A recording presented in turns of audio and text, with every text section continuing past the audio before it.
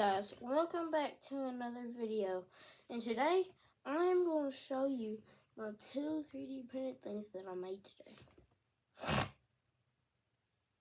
My first thing is this pumpkin from Steven. Pumpkin.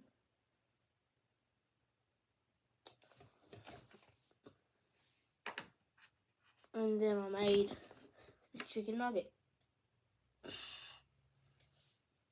This is my favorite thing that I made today. It'd be good for like a baby toy, like in a fridge, like leftovers, but it's too small. Okay, well thank you for watching this video. Bah! The new guy is a pussy. Kevin said. Kevin said.